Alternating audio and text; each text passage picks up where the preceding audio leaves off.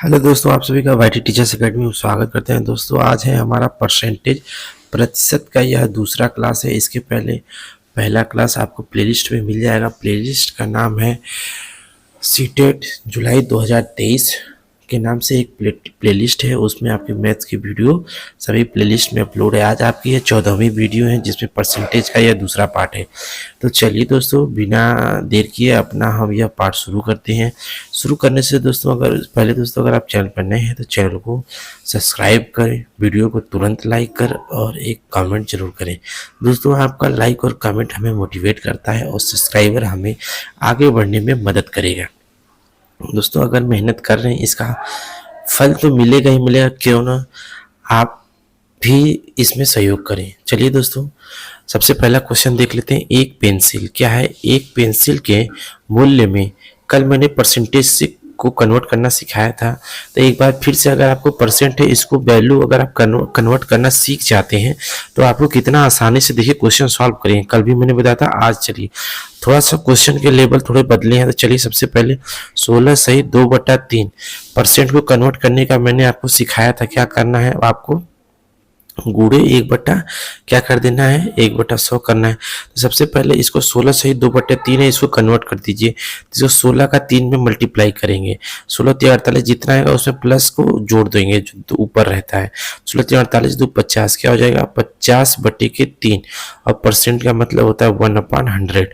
तो 50 दूना के 100 कितना हो जाएगा? 1/6। कितना आ रहा है आपका?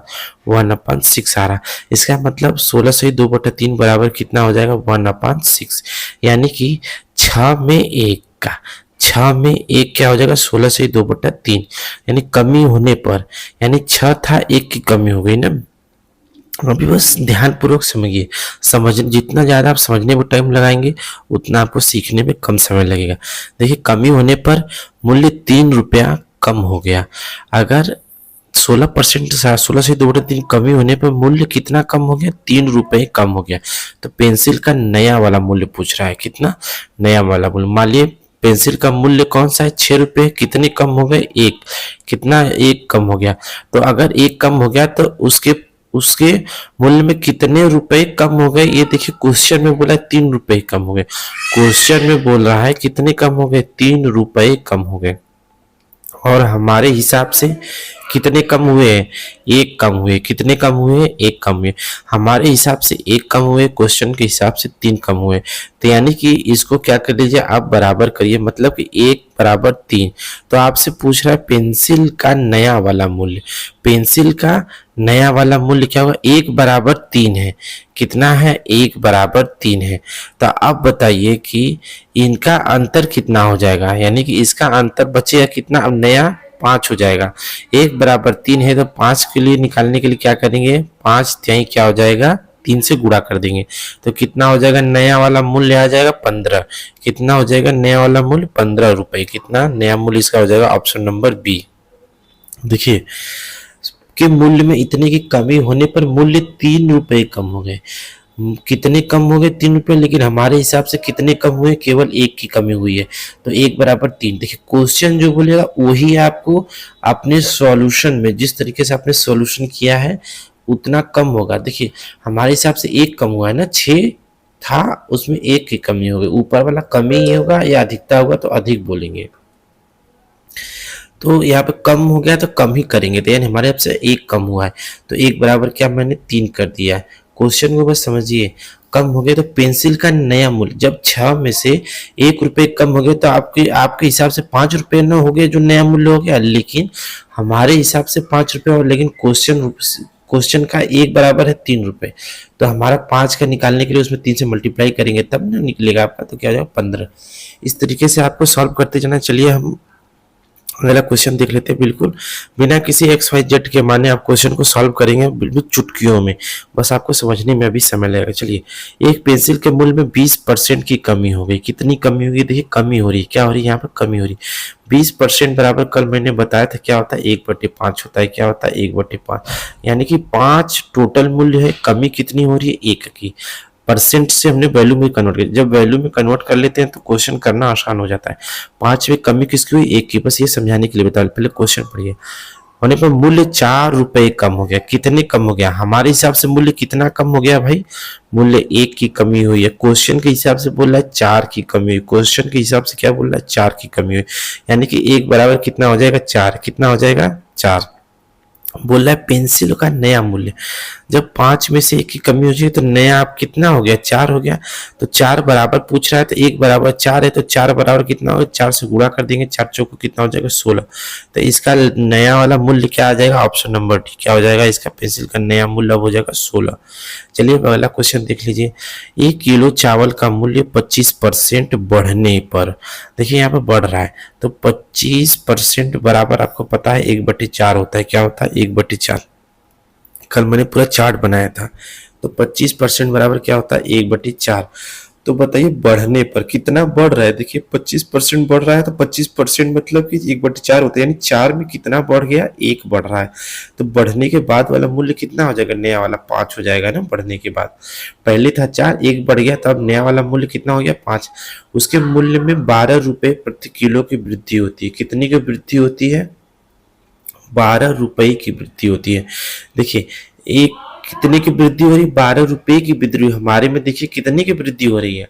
हमारे में 1 रुपए की वृद्धि। 1 रुपए 1 यूनिट बराबर 12 रुपए कर देंगे। क्या कर देंगे? ये यूनिट है। 1 यूनिट बराबर कितना हो रहा है? 12 रुपए की। हमारे हिसाब से देखिए क्वेश्चन को पहले ध्यान से पढ़िए। उसके मूल्य में 12 रुपए, ये बढ़ाने के बाद उसके मूल्य 12 रुपए प्रति किलो की वृद्धि होती है। लेकिन हमारे हिसाब से देखिए 4 में कितनी वृद्धि हो रही है? 1 की वृद्धि। 1 बराबर 12। तो चावल का नया वाला मूल्य पूछ रहा है, तो नया वाला ये हो गया है ना। तो 1 का 12 है, तो 5 का निकालना, तो सब में 12 से गुणा कर देंगे ना। तो जो आएगा वही आपका नया वाला मूल्य हो जाएगा। क्या हो जाएगा? 60 रुपया प्रति किलो। क्या हो जाएगा? आपका नया वाला मूल्य हो जाएगा। देखिए कितनी आसानी से आपने इस क्वेश्चन को समझ लिया है और सॉल्व कर लिया है। बिल्कुल बिल्कुल वीडियो को स्किप ना करें। देखिए आप इसको सेकंडों में, आपको मुश्किल से 5 से 7 सेकंड लगेंगे अगर आप इसको सीख जाएंगे पूरा। आप पूरा इस सीरीज को क्या करेंगे? ध्यान से पढ़ेंगे, 2 से 3 बार देखेंगे और चैनल को सब्सक्राइब जरूर करेंगे। चलिए अगला क्वेश्चन देख लीजिए। एक व्यक्ति की दैनिक मजदूरी 20%, चलिए मजदूरी पा गए। 20% बढ़कर दैनिक मजदूरी में कितना बढ़ोतरी हुई? 20% की बढ़ोतरी हुई। कैसे हुई? दैनिक, देखिए दैनिक मजदूरी की बात हो रही। 20% आपको पता होना चाहिए कितना होता है? 1/5 होता है। कितना होता है? 1/5 होता है। परसेंट बराबर होता है 1/5। तो अब क्या करना है आपको? देखिए बढ़कर कितना हो गया? 24 हो गया। हमारे हिसाब से अगर बढ़ा देंगे तो कितना हो जाएगा? 6 हो जाएगा। देखिए 20% बढ़कर हमारे हिसाब से 6 हुआ है, लेकिन 24 रुपया हो गए। बढ़कर बढ़ोतरी केवल नहीं बोला, बढ़कर, यानी कि 6 बराबर कितना हो जाएगा आपका? 24। कितना हो जाएगा? 6 बराबर क्या बोल रहा है? 24। तो 1 यूनिट आपको निकालना ही पड़ेगा, क्योंकि सबसे पहले 1 यूनिट आपको चाहिए। तो 6 चौका 24 क्या हो जाएगा? दोनों में 6 से भाग दे देंगे तो 1 यूनिट निकल जाएगा। तो 1 यूनिट बराबर 4 हो गया। तो बताइए वृद्धि होने से पहले उसकी मजदूरी क्या थी? वृद्धि होने से पहले उसकी मजदूरी तो यही थी ना, 5 थी। तो वृद्धि होने से पहले उसकी मजदूरी 5 थी। तो 5 ये यूनिट है, ये वैल्यू नहीं है। आपकी वैल्यू तो 1 यूनिट बराबर 4 है, तो 5 यूनिट, यानी कि 5 यूनिट है ना। तो 1 यूनिट बराबर क्या है? 4। तो 5 यूनिट बराबर क्या हो जाएगा? 20। तो उसकी दैनिक मजदूरी क्या थी? 20 रुपए थी। क्या थी? ऑप्शन नंबर आपका क्या सही हो जाएगा? ऑप्शन नंबर बी सही हो जाएगा। चलिए अब अगला क्वेश्चन देख लीजिए। एक व्यक्ति की दैनिक मजदूरी बढ़कर 75%, मतलब मजदूरी 75% बढ़कर 35 रुपए होगी। देखिए कितनी बढ़ोतरी हुई है? 35 रुपए की। लेकिन परसेंट की बात करना है आपको। क्या करना है यहाँ पर? परसेंट की बात करना है। तो सबसे पहले 75, तो आपको कन्वर्ट करने के लिए 75 का आपको कुछ अगर आपको नहीं आता तुरंत 1/100 करिए। 25 3 75, 25 चौका 100 कितना हो जाएगा? 3/4। तुरंत आप इस तरीके से इनको क्या कर देंगे? कन्वर्ट कर देंगे भिन्न में। देखिए बढ़कर 35 हुई, आपके अनुसार बढ़कर 75% बढ़कर कितनी हो गई? 7 हुई। बढ़कर बोल रहा है ना, कितनी बढ़ोतरी नहीं बोला, बढ़कर। तो बढ़ेगी ना तो जुड़ जाएगा ऊपर वाला, 7 हो गया। हमारे हिसाब से हमारे हिसाब से बढ़कर 7 हो गया, लेकिन क्वेश्चन के हिसाब से बढ़कर कितना हो गया है, 35 रुपए हो गए। तो बताइए 1 यूनिट का निकालने के लिए क्या करेंगे, 7 सब में से क्या करेंगे, 7 से भाग दे देंगे। क्या करेंगे, 7 से भाग देंगे तो 1 यूनिट निकल जाए। क्या निकल जाए, 1 यूनिट बराबर कितना आ जाएगा, 7 पच्चे 35। 1 यूनिट बराबर कितना आ रहा है, 5 रुपए। तो क्वेश्चन पूछा क्या, वृद्धि होने से पहले उसकी मजदूरी क्या थी। वृद्धि होने से पहले वाली उसकी मजदूरी 4 थी, तो वृद्धि होने से पहले उसकी मजदूरी 4 थी, यानी 4 यूनिट थी। तो 1 यूनिट बराबर क्या है, 5। तो 4 यूनिट बराबर 5 से मल्टीप्लाई कर देंगे, कितना हो जाएगा, 20 रुपए। क्या हो जाएगा, उसकी मजदूरी कितनी थी, वृद्धि होने से पहले 20 थी, वृद्धि होने के बाद उसकी कितनी हो गई है, 35 हो गई है। ठीक है, इस तरीके से देखिए आप बिल्कुल सरल, मतलब बिल्कुल सरल से सरल आपको क्या है, और बिल्कुल आपको XYZ कुछ भी नहीं माना, कोई भी फार्मूला नहीं लगाना, बस एक फार्मूला समझिए कि मैं क्या अप्लाई कर रहा हूँ। एक व्यक्ति की दैनिक मजदूरी में 20% की कमी होगी। देखिए अब तक वृद्धि वृद्धि हो रहा था, अब कमी हो गया। 20% बराबर होता है 1/5। कितनी कमी हुई, 20% की कमी होने मजदूर 16 रुपए होगी। देखिए कितनी कमी हुई हमारे हिसाब से, 1 की कमी हुई। कितनी कमी हुई है, 1 की कमी होने पर मजदूरी 16 हो गई। कितनी हो गई, 1 की कमी होने पर मजदूरी 16 हो गई है। तो अब आपको बताना है कि 20% की कमी होने के बाद ना, तो जब 20% की कमी होगी तो कमी आपके हिसाब से कितनी होगी, 1 की कमी हुई तो बचा कितना मजदूरी, 4।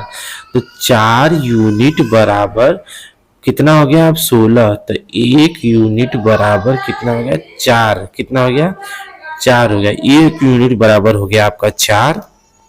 तो बोला है कमी होने से पहले मजदूरी क्या थी, कमी होने से पहले 4 थी ना, सॉरी 5 थी। तो 5 यूनिट से गुड़े 4 हो जाएगी तो कितना आ जाएगा आपका 20। कितना आ जाएगा, 20 रुपया। कितना आ जाएगा आपका 20 रुपया। कितना हो जाएगा, 20 रुपया। तो इसका आंसर हो जाएगा ऑप्शन नंबर सी। चलिए अगला क्वेश्चन देख लेते हैं, नंबर 7 विवेक। अब क्या होगा, अंकों वाले क्वेश्चन। इस तरीके के क्वेश्चन आपसे पूछे जाता है। विवेक अंग्रेजी में 60 अंक प्राप्त करता है। एक है इंग्लिश, इंग्लिश में विवेक को कितने अंक प्राप्त होते हैं, 60 अंक। कितने प्राप्त होते हैं, 60 अंक। और वह 20 अंकों से फेल हो जाता है, तो इसको कितनी और रिक्वायरमेंट थी, इसको रिक्वायरमेंट थी +20 की। बस आपको बस ध्यान दीजिए, लैंग्वेज को समझिए, करते जाइए। यदि अधिकतम अंक 200, यानी कि उस एग्जाम का अधिकतम अंक कितना था, 200 था। कितना था, 200। तो ज्ञात कीजिए कि उत्तीर्ण होने के लिए उसे कितने % अंकों की जरूरत है।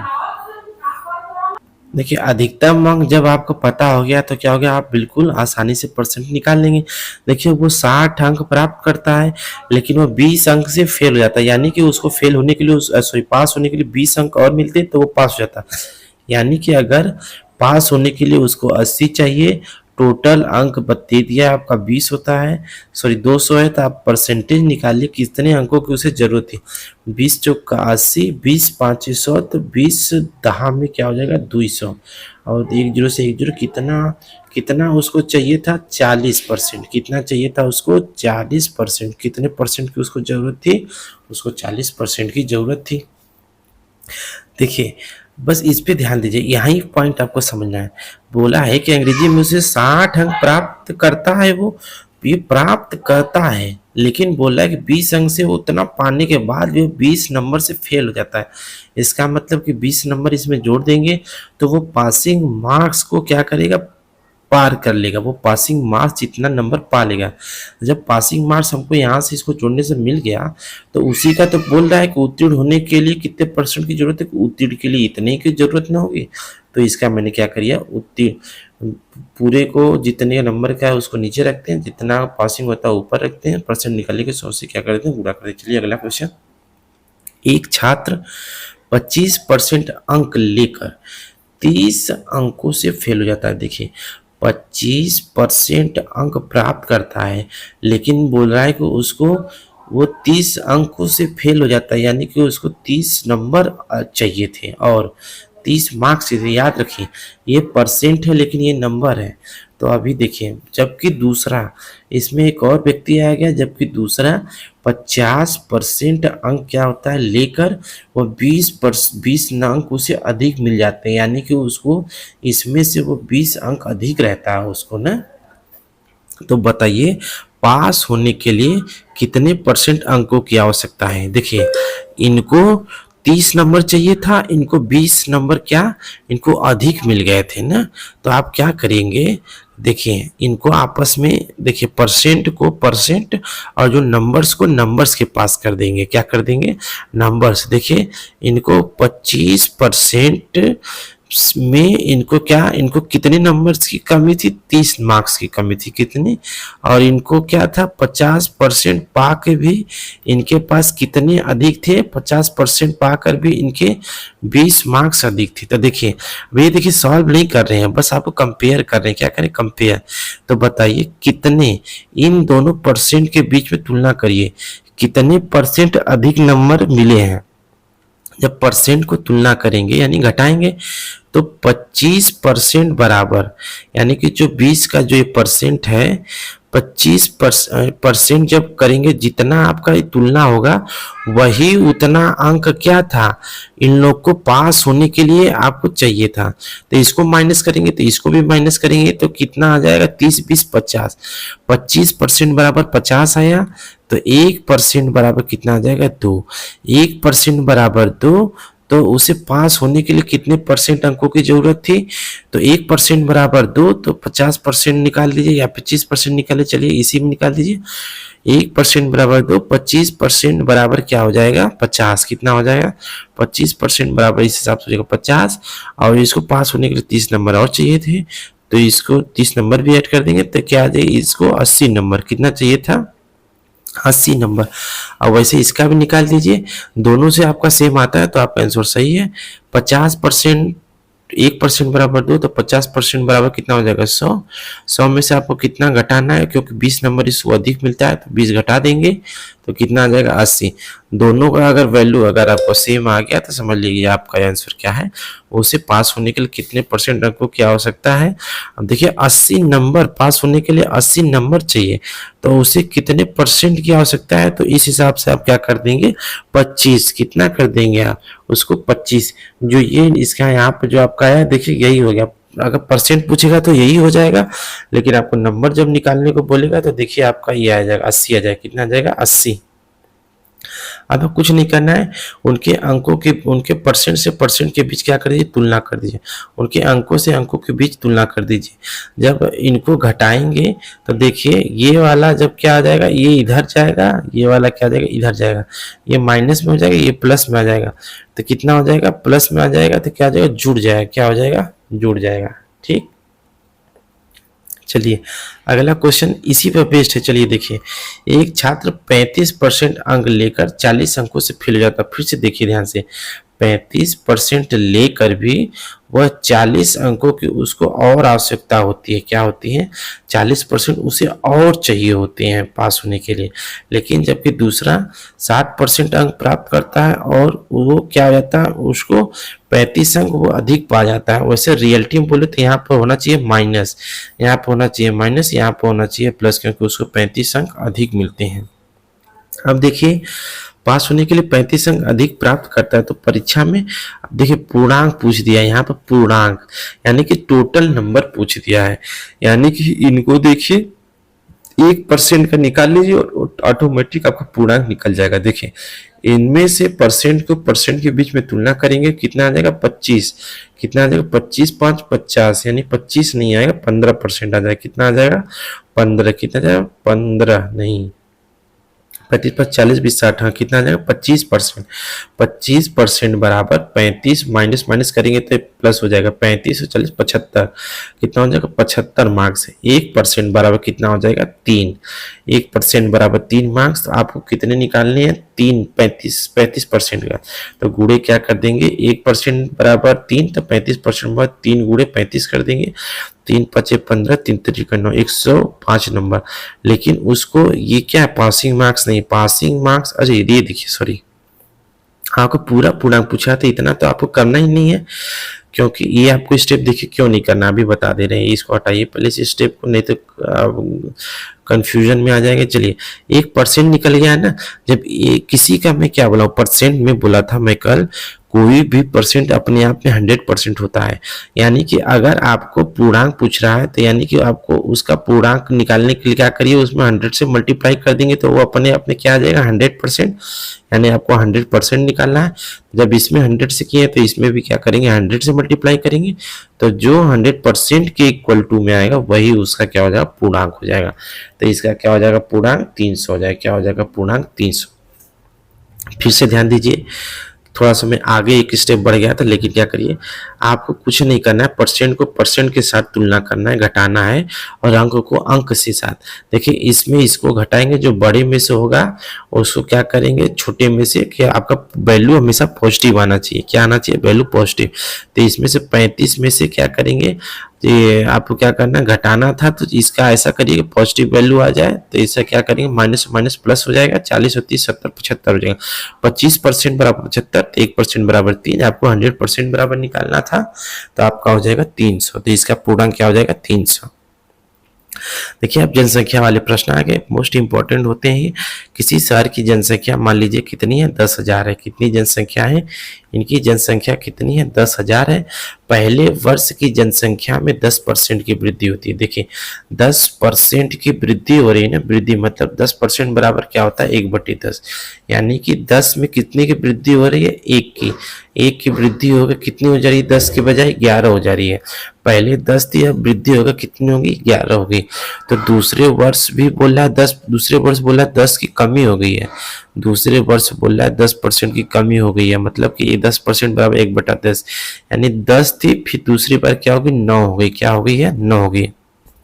तो बोल रहा है कि 2 वर्ष के अंत में, ये ध्यान देंगे यही वाला जो प्रश्न होता है ये बिल्कुल इंपॉर्टेंट होता है, कि 2 वर्ष के क्या होता है अंत में, क्या होता है 2 वर्ष के अंत में अगर आपको टोटल जनसंख्या पूछे, या 2 वर्ष के अंत में, या पूछे 2 वर्ष पहले, यानी कि जो सबसे पहले उसकी जनसंख्या कितनी थी, इस तरीके के क्वेश्चन आपको निकालने हो तो एक तो काम करेंगे, जब आपको पूरी जनसंख्या प्राप्त होगी तो पहले जनसंख्या लिखिए 10,000, फिर जो भी वैल्यू आपकी आई है 11 बटे क्या हो जाएगी 10 गुणे ये 9 बटे क्या लिख देंगे 10।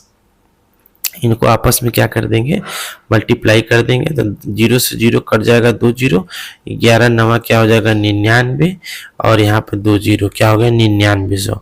तो 2 वर्ष बाद इनकी जनसंख्या कितनी हो जाएगी 9900। कितनी हो जाएगी 9900। पहले की थी 10,000, अब कितना घट गई है 100 घट गई है। कितनी घट गई 100 घट गई है, क्योंकि 2 वर्ष में जनसंख्या एक पे वृद्धि हो रही है तो कमी हो रही है। क्या हो रही है वृद्धि हो रही है, दूसरे में क्या हो रही है कमी हो रही है। इस तरीके से इस क्वेश्चन को क्या करेंगे आपको सॉल्व करना है। कितना करना है सॉल्व करना है। अगर आप ये तरीका नहीं अपनाना चाहते हैं तो देखिए एक तरीका यही देख लीजिए, ये दोनों स्टेप आपको तो करने पड़ेंगे। इसको इसमें मल्टीप्लाई आपको 100 ही तो लाना है, तो देखिए यहाँ पे 100 बनना है ना, 10 गुणे 10 करेंगे कितना हो जाएगा 100। मतलब कि 100 बराबर यहाँ पर कितने आ रहे हैं आपके 99 आ रहे हैं। कितने आ रहे हैं 99। तो यानी कि आपको 100 बराबर 99 आ रहे हैं। इसको 100% किसके बराबर बनाना है, इसको किसके बराबर बनाना है आपको इतनी के बराबर बनाना है। तो इसमें क्या गुणा करेंगे डबल 0 आ जाएगा 100 से, तो वैसे इसमें भी क्या करेंगे आप 100 से गुणा करेंगे।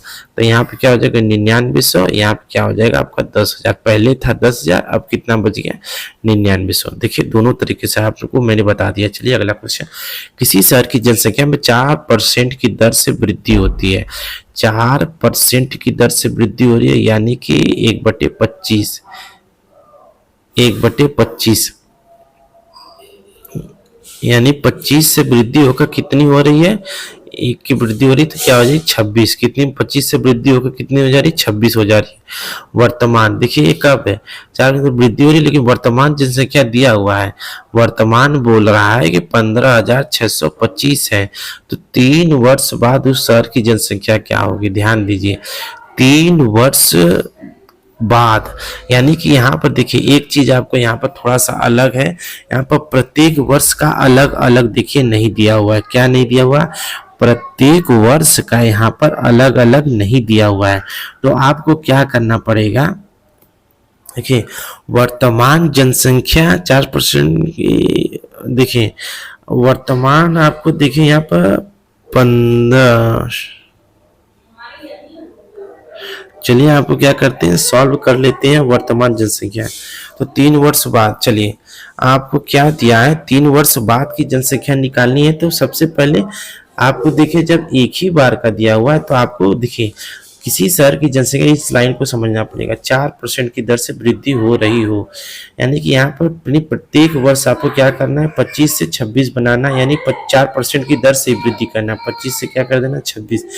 तीनों क्या हो रहा है, 25 से 26 जा रहा है, क्या जा रहा है, 25 से क्या हो रहा है, 26 जा रहा है। कितना जा रहा है, 25 से क्या हो रहा है, 26 जा रहा है। कितना जा रहा है, 25 से 26 जा रहा है। तो सेम आप वही प्रोसेस करिए, 26 वृद्धि हो रही है, सॉरी, तो 26 बट्टी क्या कर देंगे, 25 गुणे 26 बट्टी क्या कर देंगे, 25 गुणे 26 बट्टी क्या कर देंगे, 25 कर देंगे। क्या करेंगे, 26 बट्टी 25। देखिए आपको वर्तमान की भी जनसंख्या दी हुई 15,000, कितना है, 625। जब वर्तमान की दी हुई है तो आगे के 3 वर्ष आपको क्या करना है, वैसे क्या होगा, जो ज्यादा यानी जो वृद्धि वाली उसको ऊपर रखेंगे, जो पहले वाली है उसको नीचे रखेंगे। करने के बाद जो वैल्यू आपको प्राप्त होगी वह 3 साल बाद की प्राप्त होगी। आपको क्या करना पड़ेगा, आपको 25 से आपको मल्टीप्लाई करना पड़ेगा। 25 हम कितना होता है, 625। 625 ना, चलिए आप पहले पहले 25 छक्का 150 कितना होता है, 6 बार में जाएगा 150, 6 150 बचा 6, 25 25 25 600, इसका कितना हो जाएगा, 25 625, एक बार में कट गया आपका। इसका आप क्या करेंगे, 26 गुणे 26 गुणे 26 कर देंगे। क्या करेंगे, 26 गुणे 26 गुणे 26 करेंगे। तो जब आप इसका करेंगे तो चलिए कर लेते हैं, 26 गुणे 26, 6 6 आके 36, 6 दूनी के 12, 3 क्या हो जाएगा 15, 2 छक्का 12 को 2 हाथ लगा 1, 2 दूनी के 4, 1 क्या हो जाएगा 5 6 7 6, 676 में जब आप 26 से मल्टीप्लाई करेंगे तो चलिए कर लेते हैं। चलिए इसको मैं क्या करता हूँ, कैलकुलेटर में करके आपको बताता हूँ। कैलकुलेटर में इसको करने के बाद इसका उत्तर है 17,576। कितना आया है, 17,576। ऑप्शन नंबर आपका कौन सा है, ऑप्शन नंबर सी। चलिए अगला क्वेश्चन देख लीजिए। किसी शहर की जनसंख्या 4% की दर से क्या रही, घट रही है। देखिए यहाँ पर क्या बोल रहा है, 4% की दर से घट रही है। चलिए यानी 4% की दर से घटने का मतलब 1/25 होता है।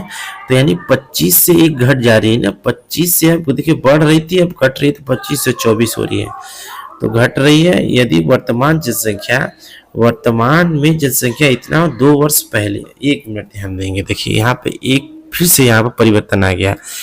एक छोटी सी लाइन में परिवर्तन आपसे पूरा सॉल्यूशन बदल सकता है। देखिए वर्तमान की जनसंख्या ये दिया हुआ है, लेकिन 2 वर्ष पहले की बोल रहा है। कब का बोल रहा है, 2 वर्ष पहले का ना। जब 2 वर्ष पहले का बोले तो आप करिए वर्तमान को बराबर में रखना पड़ेगा। क्या करना पड़ेगा, वर्तमान को बराबर में रखना पड़ेगा।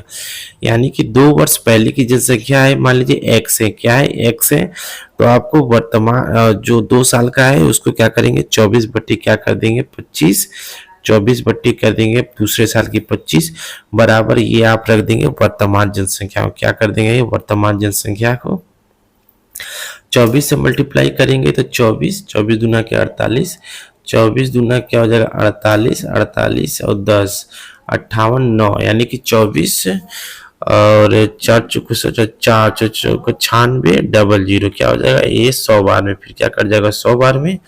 तो चलिए x बराबर 25 25 क्या होता है 625, 625 और 20 कितना हो जाएगा 625 और 20, और क्या हो जाएगा इसका 2 साल बाद इसकी जनसंख्या क्या हो जाएगी 62,500 कितनी हो जाएगी इसकी 62,000। ऑप्शन नंबर डी कौन सा हो जाएगा, ऑप्शन नंबर डी। चलिए इलेक्शन वाले सवाल मोस्ट इंपॉर्टेंट होते हैं। देखिए एक चुनाव में 3 प्रत्याशी थे, पहले प्रत्याशी को 40%, पहले प्रत्याशी को 40%, दूसरे को 36%, और यदि कुल वोट 36,000 डाले गए। देखिए 3 प्रत्याशी थे, लेकिन एक को जो 36 कुल वोट दे दिया है, यहाँ पर कुल वोट कितने पड़े 36,000 वोट डाले गए। तो ज्ञात कीजिए तीसरे प्रत्याशी को कितने वोट मिले। देखिए आपको ध्यान देना कुल वोट यहाँ पर दे दिया है और 2 के दे दिया है। क्या होता है 2 के आपको वोट भी परसेंट दे दिया है। लेकिन यहाँ पर देखिए पास और फेल की बात नहीं, क्योंकि ध्यान देंगे यहाँ पर पास और फेल की बात की जाती है, वो शायद आपको आगे क्वेश्चन में देखने को मिलेंगे। आपको पता है कि कोई भी परसेंट अपने आप में 100 होता है, तो यानी 100 में से ही तो इसको 40 और ये मिला होगा, तो 100 में दोनों का परसेंट को घटा दीजिए। 40 और 30 करेंगे 70, 70 6076। जब दोनों को 100 में से घटाएंगे तो आपका आ जाएगा 24। कितना आ जाएगा? 24। कितना आ जाएगा? 24। जब आपका 100% बराबर है कितना? 36,000 वोट, तो 1% बराबर कितना हो जाएगा? 1% बराबर क्या हो जाएगा? 3600। कितना हो जाएगा? सॉरी 360 हो जाएगा। आपको कितने परसेंट का निकालना है? 24% का। क्या करेंगे? 36 में क्या 24 से गुणा कर देंगे, 24 से मल्टीप्लाई करेंगे, जो वैल्यू आएगा वही हो जाएगा। क्या हो जाएगा? 24 से जो मल्टीप्लाई करेंगे वही क्या हो जाएगा? उसका उत्तर हो जाएगा। तो चलिए आपको क्या कर देंगे, गुणा करके बता देते हैं।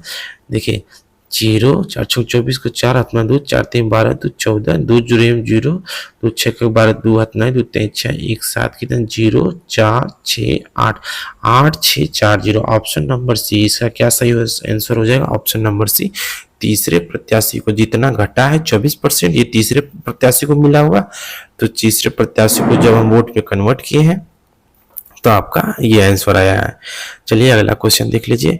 बहुत ही दोस्तों अच्छे क्वेश्चन आपको मैंने लिया है, ये सभी PIQ क्वेश्चन है जो प्रीवियस ईयर में आए हुए हैं, और बिल्कुल मैं आपको बिल्कुल सीरियसली आपको, और जिस तरीके से मैं आपको कर रहा हूँ उस तरीके से करेंगे तो आप मैथ में टाइम बचा सकते हैं। देखिए एक चुनाव में 3 प्रत्याशी थे, पहले को 45%, पहले को 45%, दूसरे को कितना? 35%। यदि कुल वोट कितने डाले गए? 18,000 वोट डाले गए, तो ज्ञात कीजिए कि तीसरे प्रत्याशी को कितने। उसी पर बेस्ड आप वही काम करिए, जोड़ लीजिए 40 30 70 80, 80% दोनों को मिलाकर, यानी कि तीसरे को कितने मिले होंगे? 20%। आपको पता है कि 100% बराबर वोट की वैल्यू दी हुई है, तो 1% बराबर कितना हो जाएगा? 180। तो 20% निकालना है तो आपको 180 से गुणा कर देंगे, 18 दूना 36, 360 हो जाएगा, और 1 0 1 3600। तीसरे को कितने वोट मिले? 3600। तो चलिए अगला क्वेश्चन देख लीजिए। इसी के साथ दोस्तों आज का आपका ये सेशन समाप्त होता है। अगर दोस्तों आपको यह सेशन पसंद आया, वीडियो अच्छा लगा, तो वीडियो को लाइक जरूर करें। चैनल पर नए हैं तो चैनल को सब्सक्राइब करें, बेल नोटिफिकेशन ऑन करें, क्योंकि आपको अगर आपको मेरी वीडियोस नहीं मिलने तो नोटिफिकेशन मिल जाए, या तो फिर हमारे Telegram channel YT teachers academy के नाम से सब्सक्राइब कर सकते हैं, ज्वाइन कर सकते हैं। वहां पर आपको अगर कहेंगे तो इसकी PDF भी उपलब्ध करा दीजिए। अगर आप चाहते हैं PDF तो नीचे कमेंट करें कि यस सर PDF भी उपलब्ध कराएं। तो इसी के साथ दोस्तों थैंक्स फॉर वॉचिंग। सब्सक्राइब करें, लाइक करें, कमेंट करें और शेयर करें। चलिए फिर मिलते हैं नेक्स्ट वीडियो में, तब तक के लिए जय हिंद, जय भारत।